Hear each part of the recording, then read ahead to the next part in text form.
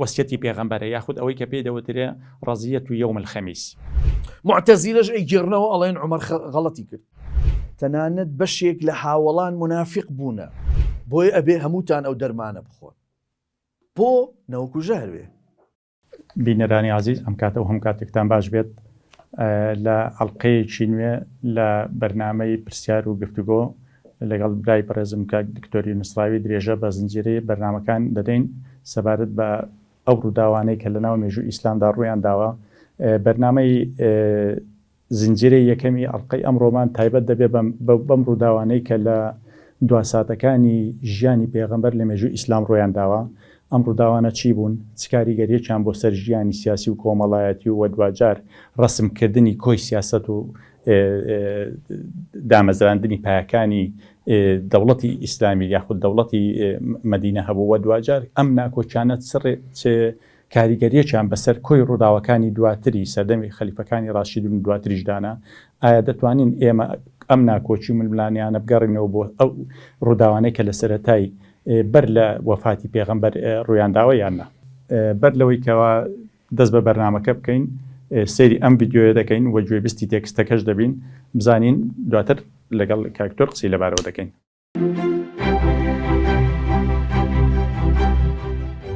مێژوو حیکایەت و چیرۆکی ڕوود نییە. لە دەرەوەی سێکوچکەی کات شوێن و مرۆڤ نە ڕووداوێک ڕوودەدات و نەدەتوانین بۆ ڕووداوێکی مێژوویی بگەڕین. واتە بەبێ ئەم سێکوچکەیە شتێک دروست نابێت بەمانای ڕووداو. ڕووداوەکانی مێژووش لە بەردەم نووسینەوە و لێکدانەوەی جیاوازدان. بەشێکی گەورەی جیاوازیەکانیش لە سەرچاوەی فیکری، میتۆد و هەروەها بەرژەوەندی جیاوازەوە هاتوون. ڕووداوەکانی جیهانی ئیسلامیش لە ڕۆژگارەکانی سەرەتای دەرکەوتنیەوە بۆ ئێستا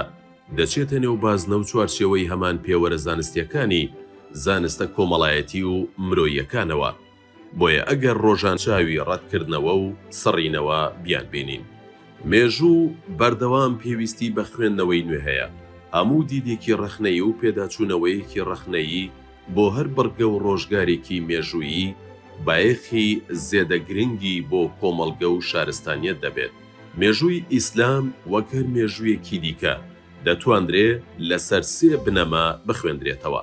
یەکەم، ئەم مێژووە مێژووی مرۆڤە، بەو مانایەی قسەکردنە لەبارەی کۆمەڵێک کارەکتەر کە مرۆڤن و دەشێت هەم ڕاستی و هەم هەڵەیان هەبێت. دووەم، ئەم مێژووە لە خودی مرۆڤ خۆیەوە هاتووە، واتە مرۆڤ نووسیوێتی کە هەڵگری دیدگا و ئارەزوو بۆ چوونی جیاوازن. هەمووان سەر بە یەک جیهانی بیرکردنەوە و میتۆدی خوێندنەوە و بەرژەوەندی هاوبەژنین، وەک چۆن دەشێت موسڵمانێکی ئیماندار بینوسێتەوە، دەکرێ توێژەرێکی ناموسڵمانیش بینوسێتەوە. سێم، ئەم مێژووە وەک هەر مێژوویەکی دیکە بۆ مرۆڤە، واتە بۆ کۆمەڵگە دەنووسرێت کە سەرزەمینی گەورەی ململانێ و بەریەکەوتن و جیاوازیە.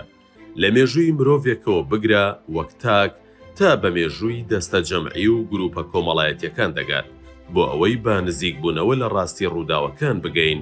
دەبێ هێزی ئەوەمان هەبێت گوێ لە جیاوازیەکان بگرین و لە نێو جیاوازیەکانەوە با نزیکترین ڕاستی بگەین.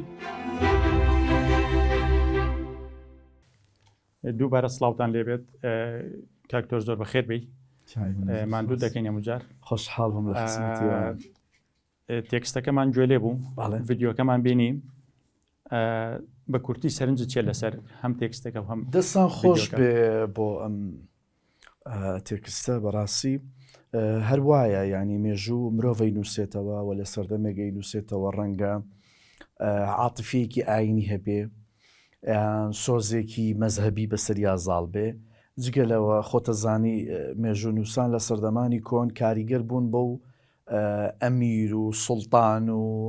مەسەلەن فەرمانڕەوایانەی کە ئەی چۆن کە لە ژێر سای ئەمانەوە مێژوویان نووسیوەتەوە. بەڵام شتێکی جوان بوو، دەستان خۆش بێ. و هیچ مێژوویەک پیرۆز نییە، ینی لەبەرەوەی هەڵسوکەوتی مرۆڤە کە مرۆڤ خۆی کائینێکی ناقسە و مرۆڤێکی ژەی نووسێتەوە و دوایی مرۆڤێکیش بۆ مرۆڤێکی دیکە ئەیگێڕێتەوە تا ئاگاتە ڕیوایەتی دەکات. باڵێ ئەگەر هەر لە سەر ئەم بنەڕەتە ئێمە دەست بە گفتوگۆکەمان بکەین گفتوگۆی ئەمڕۆمان ئەم ئەڵلقەیەمان تایبەت دەکەین بە کۆمەڵێ پرس و بابەتی گرنگ کە لە سەرەتای دواڕۆژەکانی ژیانی پێغەمبەر وەکو ڕووداوی گەورە لە ناو مێژووی ئیسلامدا ڕەنگڕێژی کۆمەڵێ بنەمای گرنگی مێژووی ئیسلامیان کردووە بەشێکی زۆر لە مفەسیر و ئەوانەی کە ڕیوایەتی ئەم مێژوایان کردو یاخود ئەم مێژوایان نووسیوەتەوە بە چاوێکی تەقدیس و یاخود لانی کەم دوور لە ڕەخنە دوور لە هەڵسەنگاندنێکی بابەتی و زانستی مێژوەکەیان نووسیوەتەوە کەمتر دەرفەتی ئەوە بۆ ئەم ڕووداوانە ڕەخسێنراوە کە بە دیدێکی بابەتیانە دیدێکی ڕەخنەیانە و دیدێکی زانستیانە چکە مێژوو ئەگە بەم دیدە زانستیان نەنووسێتەوە و لەسەر بنەمایەک عەقیدەی و مەزهەبی بنووسێتەوە دوجار ناتوانێت ئامانجێ بدا بەدەستەوە تۆ مێژوویە دەنووسیەوە لە دەرەوەی ڕەخنەوە پێشتر دیاریت کردووە دەتەوێت بڵێ چی پێشتر ئامانجەکە دیاری کردووە ئەگەر ئێمە لە سەرەتای ئەم بابەتەوە دەست پێ بکەین بابەتێک لە مێژووی سەرەتای ئیسلامدا هەیە دەکەوێتە کۆتایەکانی ژیانی پێغەمبەرەوە مەبەست وەسیەتی پێغەمبەرە یاخود ئەوەی کە پێی دەوترێ ڕەزیەت و یەوم الخەمیس وردەکاریەکانی ئەم چەمکە یاخود ئەم مەفهومە چییە ڕەزیەت و یەوم الخەمیس وە ڕیوایەتە جیاوازەکان یاخود ئەو بۆچوونە جیاوازانەی کە لەسەر ئەم چیرۆکە هەیە کامانن ڕەزیەت یۆم و خەمیس ناوەکە لە خۆیەتی ڕەزیە ینی کارەسات و یۆم و خەمیسیش ئەو ڕۆژە بووە کە ڕۆژی پێنجشەممە بووە ئەو کاتەکە ئەوترێ اشتد برسول الله صلى الله عليه وآله الوجع کاتێک کە پێغەمبەر تەواو بێتاقەتە بێ و ئیتر بەشێک لە بنەماڵەی بەنی هاشم یان سەردانیەکەن و حتا ئیبن عەباس ئەڵێ یان عەباسی مامی ئەڵێ إني لأعرف الموت في وجوه بني هاشم ئەڵێ من مردن ئەناسمەوە لە دەم و چاوی ڕۆڵەکانی بەنی هاشم کە پێغەمبەر لە بەنی هاشمە ئیتر ئەم ڕۆژە طبعا ئەم ڕووداوە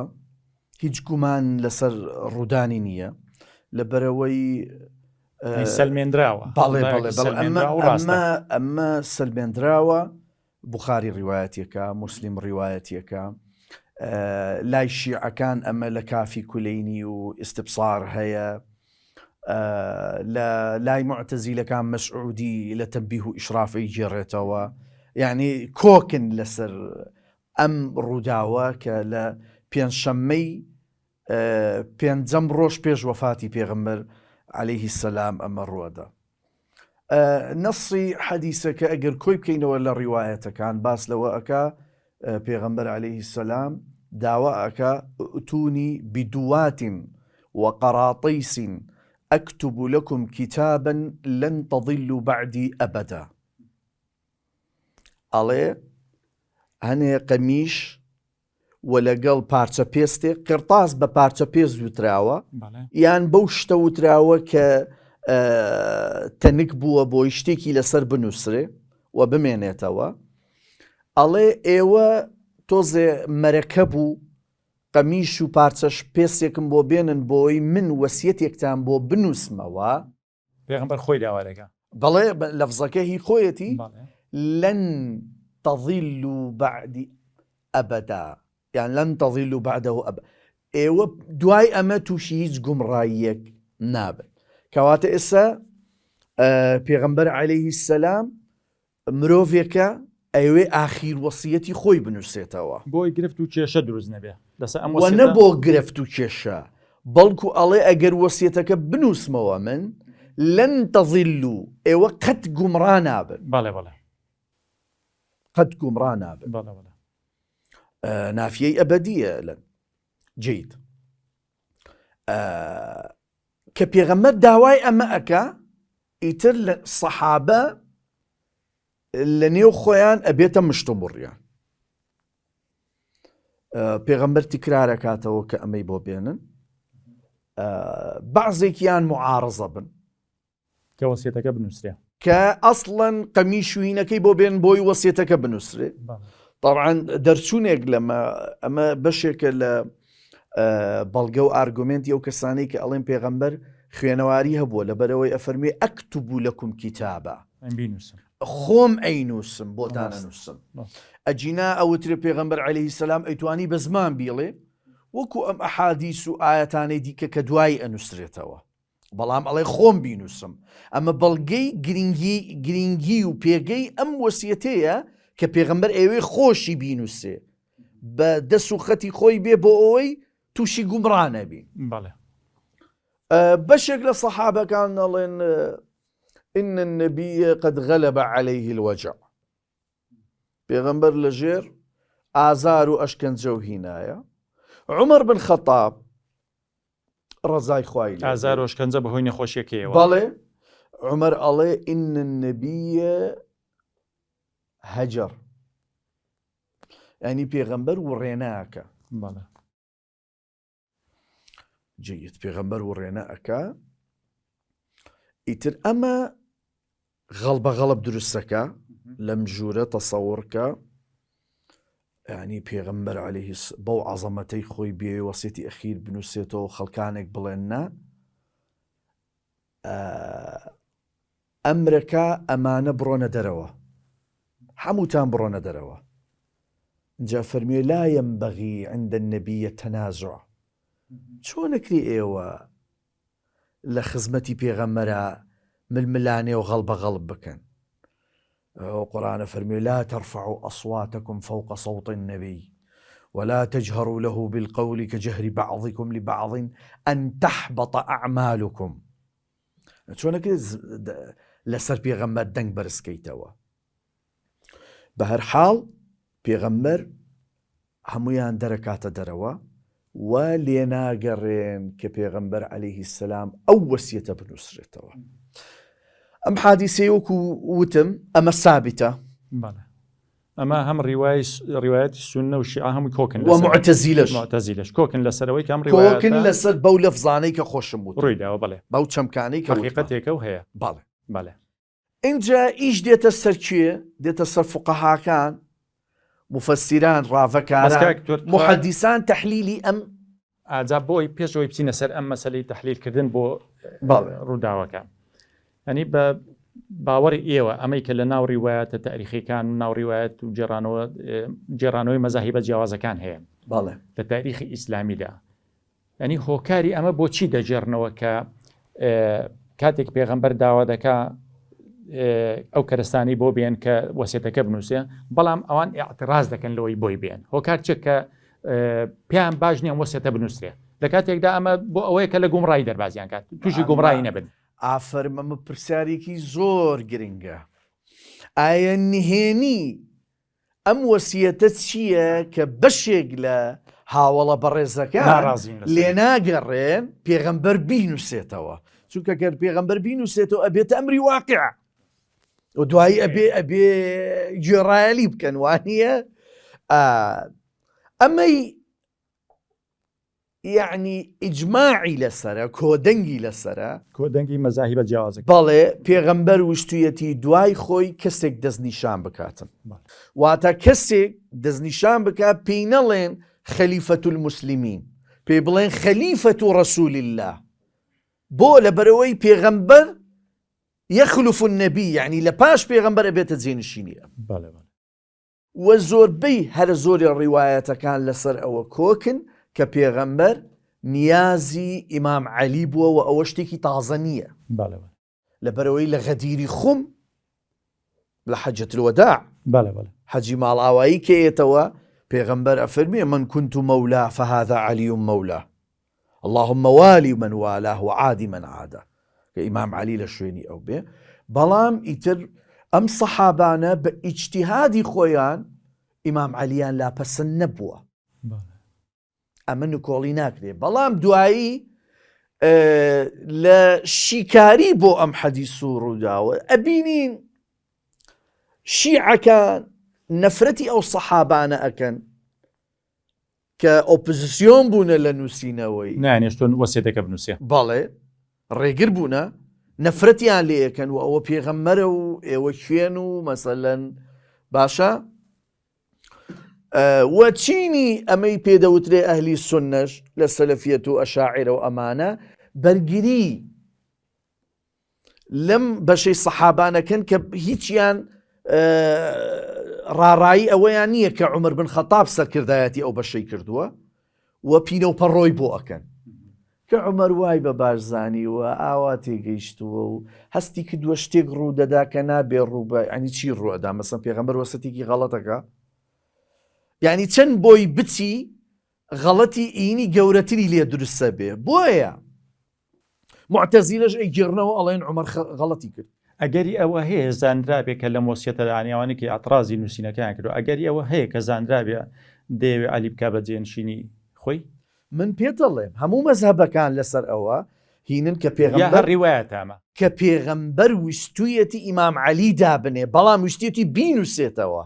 و ئەمە شتێکی شاراوە نەبووە لە ناو وەسیقەیەک مێنێتەوە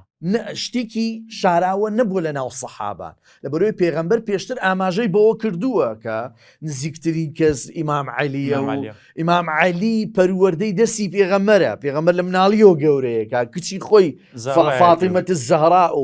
و لە هەموو مەوقیفەکان و هینەکان لەگەڵی بووە ئیمام عەلی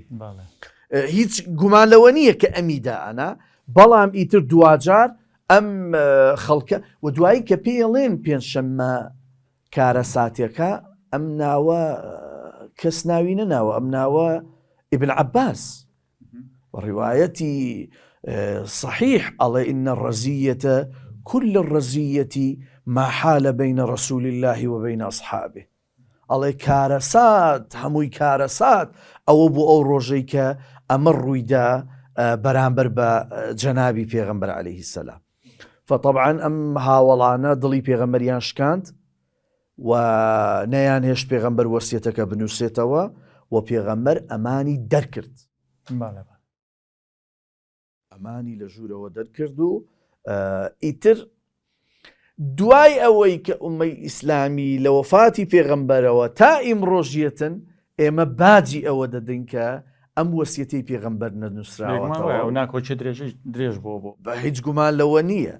لەبەرە جەنابیشی فەرمووی لەن تەضیلوا بعدەه ئەبەدا یعنی تووشی یعنی لەمە ئێمە ناتوانین بڵین ئایا لە دوای ئەم ڕۆژە گومڕایی نییە لەبەرەوەی پێغەمبەر خۆی هەستی بە شتێک کرد کە گومڕایی ڕووەدا بۆی ئەبێ ئەمە بکرێ بۆی گومڕایی ڕوونەدا بەڵێ دەست خۆش بێ دکتۆر جان بینە سەر بابەتێکی تر کە هەر لە کۆتاییەکانی ژیانی پێغەمبەر نەخۆش کەوتووە بابەتێکی تر هەیە کە پەیوەندی بە مەسەلەی دانانی فەرماندەی سوپاوە هەیە ئوسامە کوڕی زەیدی حارس ئێمە هەمومان دەزانین ئەو کاتە ئەم بابەتە یاخود بڵێن کە دانانی یەکێک لە فەرماندەکان کە گەنجێکی تازە پێگەیشتووە تەمەنی بەپێڕی بەشی زۆر ڕیوایەتەکان لە 18 بۆ 20 ساڵیدایە لە ناو کۆمەڵێ سەحابە و کۆمەڵێ هاوڵی گەورەی پێغەمبەر شتێکە قورس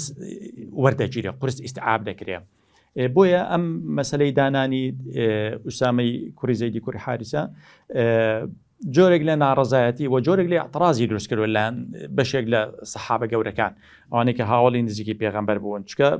پیان سیر بۆ تۆ گەنجێک بە تەمەنەوە دەیندێکی بە فەرماندەی سوپایشی لەم شێو لە کاتێکدا ئەوان لە ناو گۆڕپانەکەدا مەوجودن و هاوڵی گەورە و نزیکی سەحابەی گەورەی ناومێژوی ئیسلامن لە ناو بە بڕوای تۆ لە ناو ئەو هەموو هاوڕێ و هاوڵە نزیکانەی خۆی پێغەمبەر بۆچی پەنا بۆ دەستنیشانکردنی گەنجێک دەبات بێتە فەرماندەی سوپا بۆ شەڕ لە دژی ڕۆمەکان یعنی بۆیکەوە ئەو ناوچانەی کە لەسەر سنووری دەوڵەتی ئیسلامی ڕۆمەکان هەیە بتوانێت پارێزراو بە یاخود پاچی بکاتەوە تایبەت ئەوەی کە دوای شەڕی مۆتە ڕووی داوە ئەگەر بڕیار و فەرمانی پێغەمبەرە بۆچی سەحابە ناڕازینە یعنی لەسەر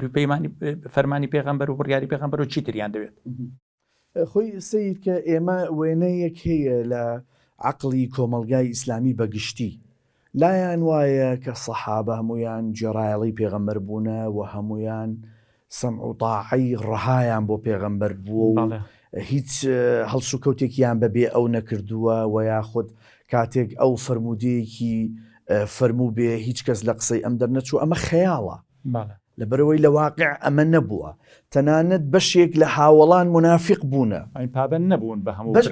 بەشێک لە هاوڵان باوەڕیان بە پێغەمبەر نەبووە بەڵام بە زمان وتیانە ئێمە باوەڕ پێ و پێغەمبەریش ئەمانی نەناسیوە کە ئەمەم بە زمان ئەڵێ باوەڕم پێتم ناینەسم ئەمەش دەقی ئاەتە ومن أهل المدينة مرضوا على النفاق لا تعلمهم. الله خلقك لمدينة كوتونة تناو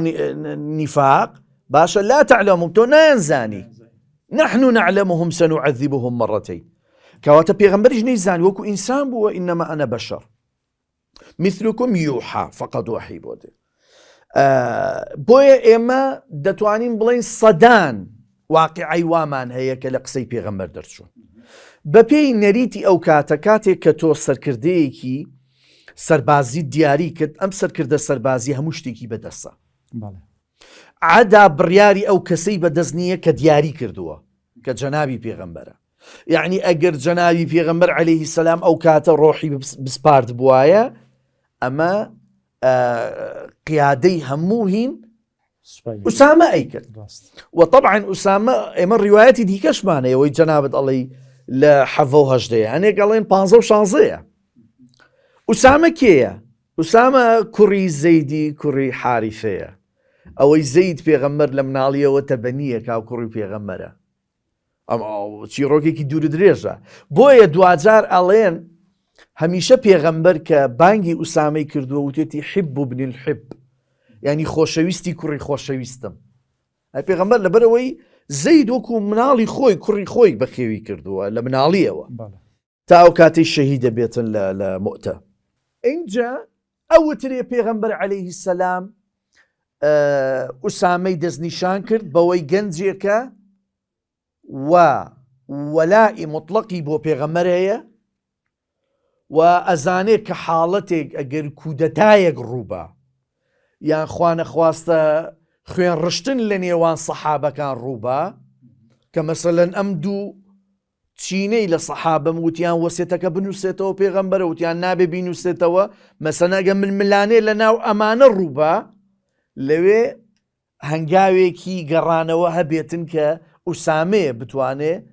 بە لەشکر ئەمە حەل بکە. وإن طائفتان من المؤمنين اقتتلوا فأصلحوا. پێغەمبەر هینی هەبووە لەمە. هەر بۆیەش سەحابەکان ئەڵێن ما بال رسول الله يؤمر علينا غلاما یان شابا. ئەی پێغەمبەر چییە غلامێک یا گەنجێکی کردوتە ئەمیر لەسەر ئێمە هەمومان بەتەمەنین مەسەڵەن خالد بن وەلید ئەزمونمانەیە باشە ئێمە ئەبوو بەکرمان هەیە یان بۆ لە ئال بەیتی پێغەمبەر نەبوو مەسەلەن عەباس ئیمامی یان ئیمام عەلی چونکە ئەزانێ ئەمە لە دەرەوەی کێشەکەیەوە وەلائی مطلقی بۆ پێغەمبەر هەیە. بۆیە ئەمان نەخێر سەحابە بەگشتی ڕازینین خاستن بەرەی ئەمانەی کە ڕێگر بوون لە نووسینەوەی وەسیەتەکەی پێغەمبەر ڕێگر بوون لە ئەمە. بەڵام هەر ئەبێ بڵین سوپاس و ستایش بۆ خوا کە خوێن ڕشتن ڕووی نەدا ئەو کاتە ئەو چرکە ساتە. لەو مەسەلەی ناڕازی بوونە دەڵێن پێغەمبەر شتێک هەیە فەرموویەتی ئین تطعنوا في إمارتي فقد كنتم تطعنون في إمارة أبي من قبل الله إنه كان خليقا للإمارة. ئەمە باس لە کە پێغەمبەر ئەمە ئەبیسێتەوە بۆ سەرکردایەتی دروست بووە. ئەمە ئەبیسێتەوە کە سەحابەکان تانە لەوە ئەدەن ڕاستی هەیە لەم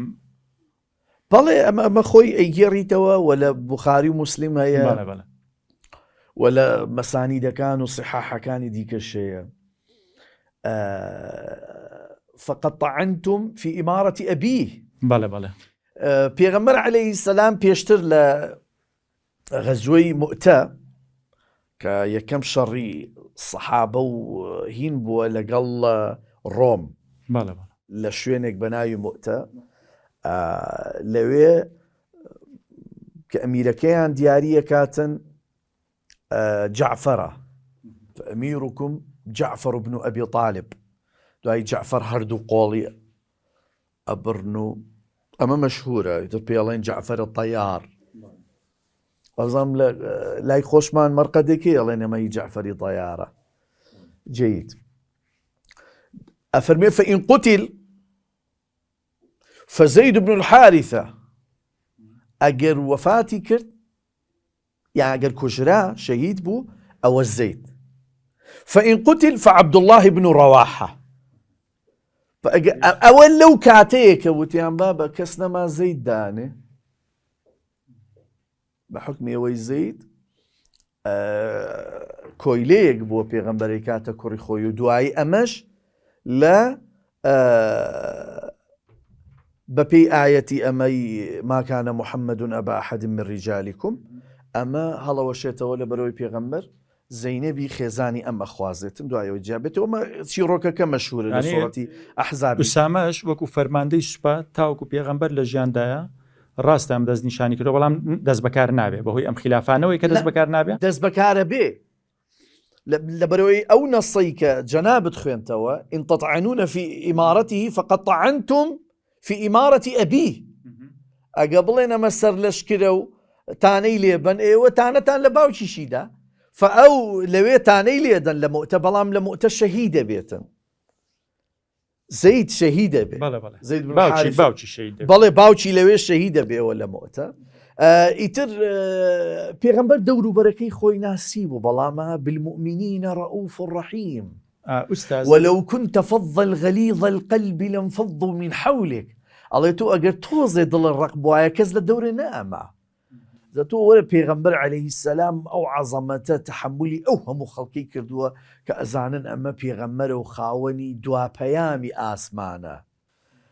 ئیتر ئەمەنە لەگەڵی دڕق بوونە بەمە عەزەمەتی پێغەمبەرە سەلوێنێ. ئوستاز ئەمە لە هێندێک چیرۆک و گێڕانەوەی تاریخ مێژووی ئیسلامیدا ئەوە هاتووە کە ئەم ناکۆچیانە لەسەر مەسلەی دانانی ئوسامەوەکو چۆن لەسەر مەسلەی وەسیەتی پێغەمبەر هەبووە لەسەر مەسلەی دانانی ئوسامەش بە هەمان شێوە درێژەی هەبووە. ئەم ناکۆچیە وای کردووە کە تاوەکو پێغەمبەر کە لە کۆتا ڕۆژەکانی ژیانی خۆیدا بووە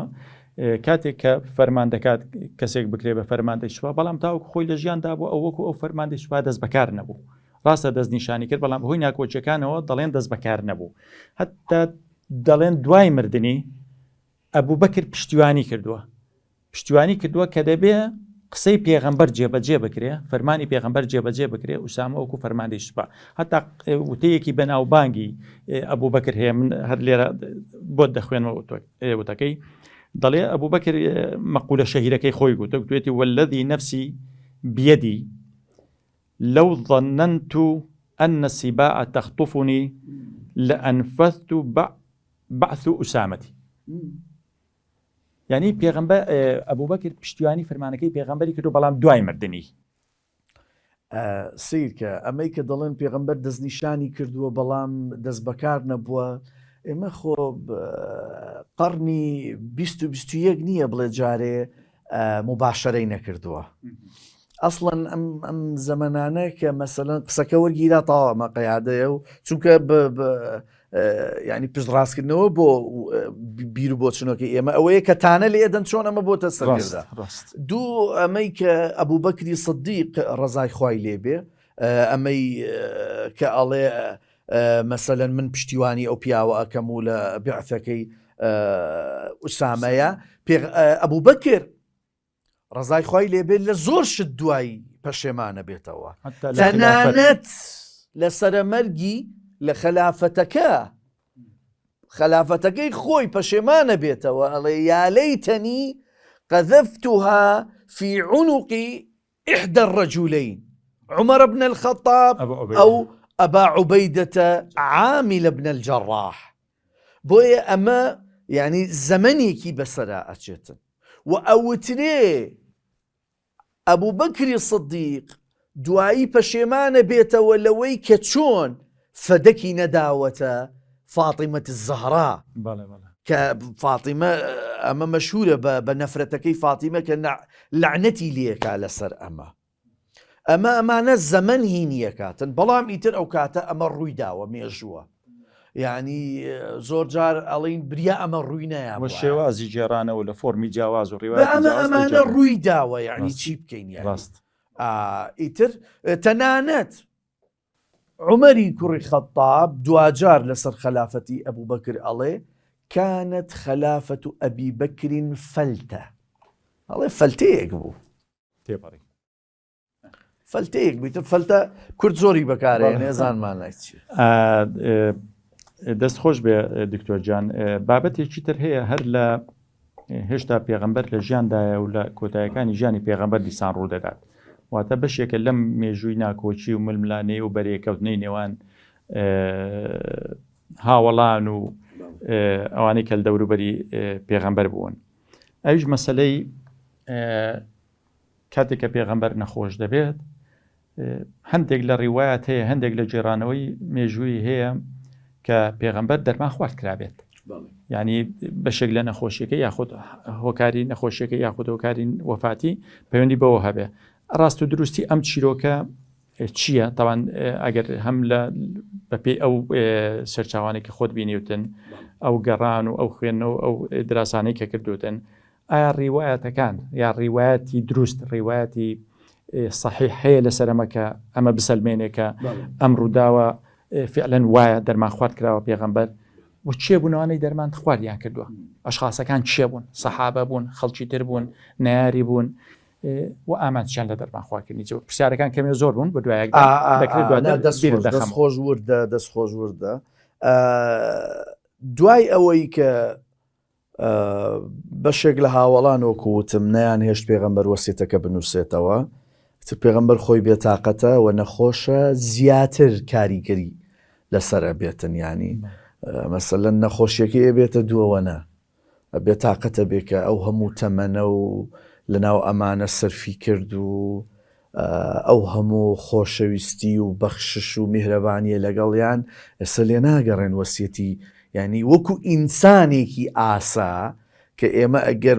عائیلەیەک بین لە ماڵێک بژێن کەسێک لە ئێمە نەخۆش بێ وەسیەتێکی هەبێ هەمومان احترامی ئەگرین تەنانە دەگە بزانین وەسیەتەکەی وەسیەتێکی نامعقولە وەسیەتێکە دژ بە دابوونەریتە دژ بە نازانم چێ بەڵام احترامی ئەگرین احترامی پاشخانی تەمەن و کەسایەتی و پێگە و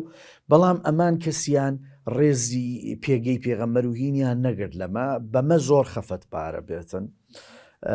فهەستەکە ئەیانەوێ لەبەرەوەی پێغەمبەر چەند جارێ لە هۆش خۆیە چێت و خەبەریە بێتەوە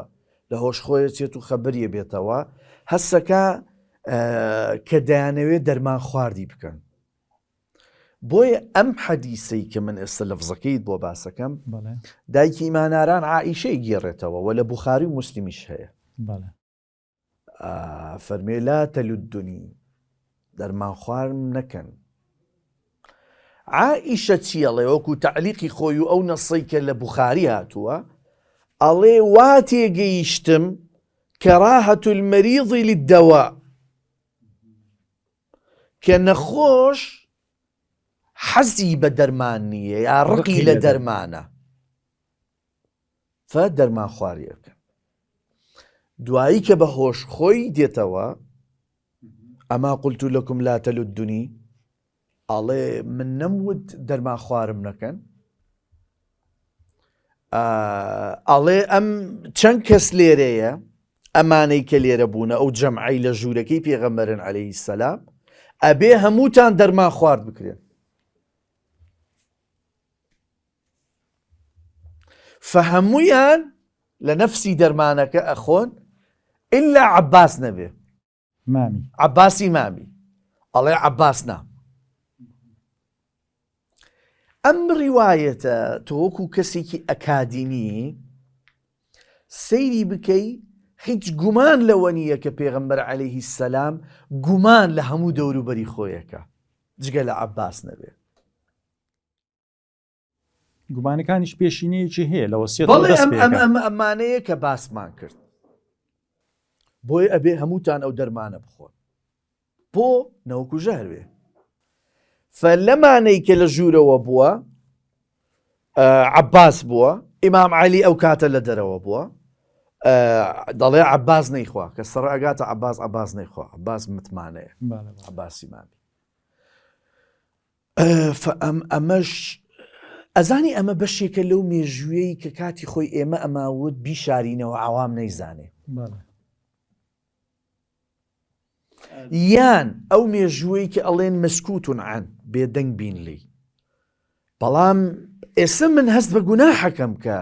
ئەو کاتانەش ئێمە ئەوانەمان بۆ خەڵک باز نەکردووە لەبەرەوەی ئەمە لە سەرچاوەکە لە تۆڕاست هەیە و هەزارەها فقەها و محەدیس و مفەسیر قسەیان لەسەر ئەمانە کردووە و تۆ کە بەیانی گوێتە بێ ئەمە لەکوێ هات کاکە ئەمە هەبوو بەڵام تۆ بێ ئاگا بووی و ڕەنگە ئەو بەرنامەی ئێمە کە قسە لەسەر ئەمە واقعاکەین یەکەمین بەرنامە بێ بە زمانی کوردی قسە لەسەر ئەمە کرابێ. ئوستاز ئەگەر کەمێ ئەمە ورتر بکەینەوە بابەتێکی هەستیارە ڕاستیەکەی بۆی کەمێ ئەمەی کە گوێبیستی ئەم بەرنمەیە دەبێ یا ئەم بەرنمەیە دەبینێ ئەمەی زیاتر بۆ ڕوون بێتەوە ئایا بەڕاستی پێغەمبەر دەرمان خوارد کراوە بە مەبەستی کوشتنی یان پێویستی بە دەرمان هەبوو بە هەڵە دەرمانیان پێداوە ینی ئەم دوو سیغەیە لێک جاکەینەوە ینی بە مەبەست بیستویانە دەرمانی بدەنێ بێ ئەوەی کەوا ئەم دەرمانە پێویست بێ بۆ نەخۆشیەکەی بۆ چارەسەر یان دەرمانیان پێداوە وەکو چارەسەر و هەڵەیان کرد بێ شتێکی لە مابەتانە ڕێوایەت لەسەر ئەمە چی دەڵێن ینی دکتۆر سیرکە ئێمە کاتی خۆی خۆتەزانی ئەو زەمەنە و لەو ژینگەی ئەو کاتە شتێک نەبووە بە ناوی پزیشکی وەکو زانستێکی ئاوا پێشکەوتوو بووە هەر ئەمەی لە دەموزار هاتۆ وتیان فلان حەکیمە یان فلان پیرەژن ئەڵێتن لەو حاڵەتەی ئەگەر نەخۆشەکە تای بوو یانە بورایەوە ئەم شتەی بەنێ و ئەم شتەش لە چی دروست کراوە ئەمانە هیچی دیار نییە تێگەی و ئەوەی دوایی قسەی لەسەر نەوعیەتی ئەم دەرمانە کردووە یا لە چی دروست کراوە ئەمانە ئەسڵ و ئەساسی نییە بەڵام پێغەمبەر وتویەتی دەرمان خوارد مەکەن دەرمان خواردم مەکەن ناتەلودونی ئەمە ناکرێت بەڵام عائیشە ئەڵێ من وا تێگەیشتم کەراهیەت المەریضی للدەوا حەزی بە دەرمان خوارد هەر نەخۆش حەزی بە دەرمان ئێمە ناکرێمە واژ لێک بدرێتەوە کاکتۆر ناکری واژ لێک بدرێتەوە کە دەڵێ دەرمان خواردن بەکەن بەستی ئەو بێت حەزم بە دەرمانیە دەرمانم مەدەنێ ینی مەبەست نەبوو بێ قەزجە کە دەرمانەکەی ئەدەنێ دوایی بۆ ئەڵێ بۆ هەمووتان دەرمانەکە بخۆنەوە گومانی هەیە ئەو گومانە حتمەن ینی هیچ هینێکی دیکە نییە هیچ منفەز و دەرچەیەکی دیکە نییە ئیلا ئەمەیە کە گومانەکە تۆ چی دەرخوار ئەدەی خاصەن وتم مووقیفەکە لە دوای ئەوەی بۆ کە نەیان هێشتۆ وەسیەتەکە ینی ڕابردوویەکی هەیە لە دوای ئەوەیە کە ئەو سەر لەشکرەکەی ئەداتە دەستی ئوسامە و پێی رازینی یعنی حەدەسەکە لە خۆ ڕووی نەیەوە لە بەیانیەکی تازە ئەمە ڕووبا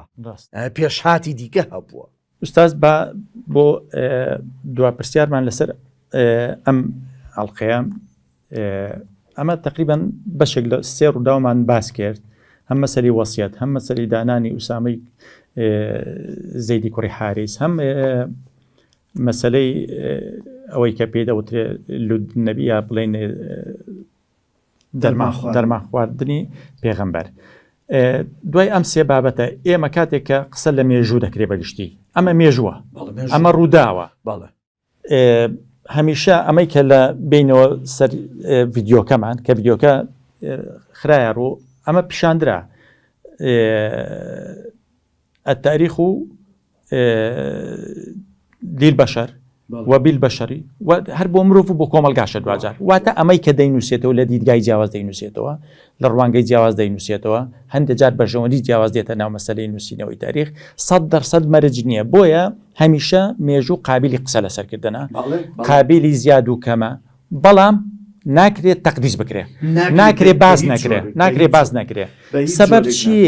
سبب چییە لە ناو مێژووی ئیسلامدا بە کەمترین شێوە ئێمە هەومان لە سەرەتایەوە دەیخوێنین بەڵام حقیقەتی چیرۆکە یا لانی کەم ئەم دیوە شاراوە و نهێنیانی چیرۆکە نایەتە ناو پرۆگرامی خوێندنەوە تەنها دیوێکمان پێ دەڵێ کە مێژووە پیرۆزە گەورەیە تەقدیس دەکرێ ئەشخاصەکان هەمووی پیرۆزن بێ هەڵەن بێکەم و کورتین ئەی ئەگەر ڕاستیەکان و ناکۆچەکان و بلانەکان وەکو خۆی پیشان بدرێ چی کێشەیەک چ گرفتێک دروست دەکات لەو مێژووە ئەو مێژووە هەر پیاوە گەورەکانی هەر گەورن خۆی میتۆدە ڕاستەکە ئەوەیە ئەبێ مێژوو چۆن هەیە ئاوا بخوێندرێتەوە ئاوا خەڵک پێی ئاشنا بێتن ئەمەی کە تۆ بەشێک لە مێژوو ئەشاریتەوە دوایی خەڵکانێک دێن بەشەکەی دیکە ئەڵێن باشە ئێمە کاتی خۆی غەزالی کتێبێکی نووسی ئیلجام العوام عن علم الكلام ئەبێ مەسەلەن تۆ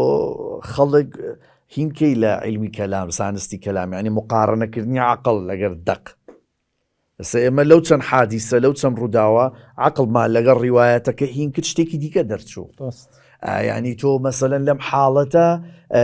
تۆ بێی کەسایەتێکی وەکو ئیمام عومەر دووەم خەلیفە ئەم شخصێتە عەزیمە کە ئینکار ناکرێ عومەر بن خەتاب حتى مایکل هارت کە کتێبەکەی ئەنووسێ